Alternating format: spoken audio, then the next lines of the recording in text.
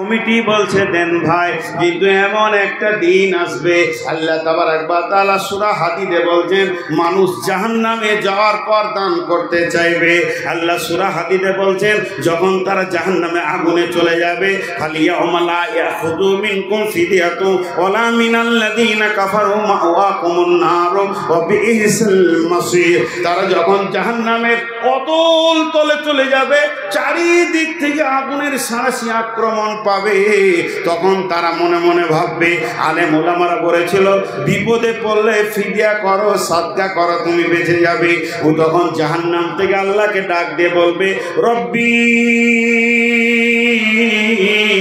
আপনি যেদিন আজরাইল পাঠিয়ে আমাকে নিয়ে এসেছিলেন, সেদিন আমি টাকা পয়সা, জমি জায়গা, সোনা দানা, পুকুর বাগান, ছেলে পিলে, বউ বিটি, বিবি, মা বাপ সবকে ছেড়ে দিয়ে চলে এসেছি। তারা কোথা আছে আমি জানি না, কিন্তু আপনার আয়াতে রয়েছে মাবুদ রে, সমস্তগুলো আমি দান করে দিলাম। আমার জমি জায়গা, পুকুর বাগান, সোনা দানা, ছেলে পিলে, বউ বিটি দান করে দিলাম। সবগুলোকে জাহান্নামে দিয়ে আমাকে তুমি বাঁচিয়ে দাও। আল্লাহ বলবে, হে জাহান্নামী, তুমি শোনো, তুমি সময়কে কাজে লাগাওনি। তোমার কাছে যেদিন ভিক্ষা মাঙ্গা হয়েছিল, সেদিন তুমি আমাকে, আমার লোকদেরকে অপমান করেছ। ফালিয়াউমা লা ইয়াখুযু মিনকুম ফিদিয়াতুন, আজকের দিনে দান নেওয়া হবে না, তোমার সে সুযোগটা হাতছাড়া হয়ে গেছে। মাল একদিন তোমার কাছে ছিল, সেদিন তোমার অহংকারে বুক ভরে গেছিল, তুমি এতটা ইসলামকে ভালোবাসনি।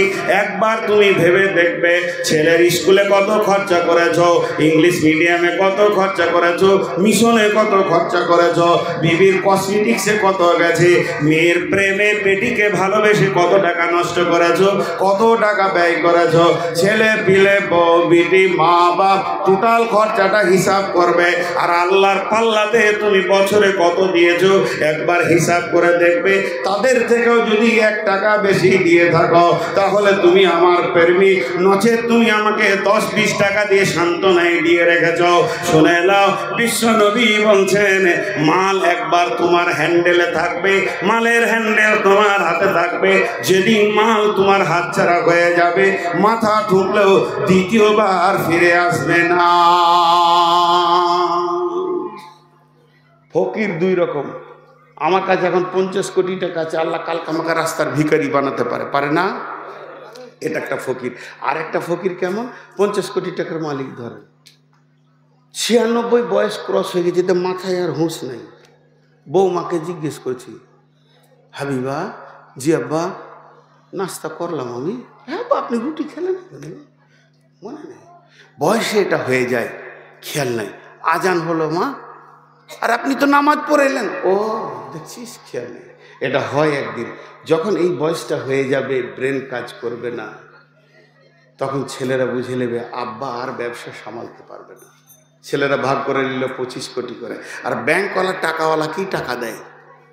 জি, আজকে আমাকে ফোন করছে যে আপনার সিয়াজ গাড়িটাতে লোন এসছে। তোর কি হলো? তা আমার কুটকুটি নেই। তোর কিসের কুটকুটি? ফোন কেটে দিলাম। আমার টাকার দরকার নেই, তো তুই কিসের টাকা দিবি? টাকাওয়ালাকে টাকা দেয়। ওর আবার আরো 25 কোটি করে ঋণ করেছে। একবারে বাইপাসে গিয়ে টোল ট্যাক্সির ওখানে বড় বড় ফ্যাক্টরি করছে, এবারে হাঁজিড়ি লেগে গেছে। আর এই বুড়া লোটা আর লাঠি, একটা গেঞ্জি, আর কিছু নাই। তো বাপকে ভালোবাসে, খেতে দেয়। মসজিদের পাশেই ঘর। সকালবেলায় মসজিদে ছাদ ঢালাইয়ের কালেকশন চলছে। মৌলানা সাহেব বলছেন, মাম বানা লিল্লাহি মসজিদান বানাল্লাহু লাহু বাইতান ফিল জান্নাহ, যে মসজিদে দেবে তাকে আল্লাহ জান্নাতে দেবে। ও তখন ঝরঝর করে কাঁদছে, মনে মনে ভাবছে, যদি 50,000 টাকা দিতে পারতাম ছাদে। খুব চিন্তা করছে, 20,000 তো দেওয়া যায়। বড় ছেলে মোটর সাইকেলে ঢুকছে, বুলেট নিয়ে বট বট বট বট করে।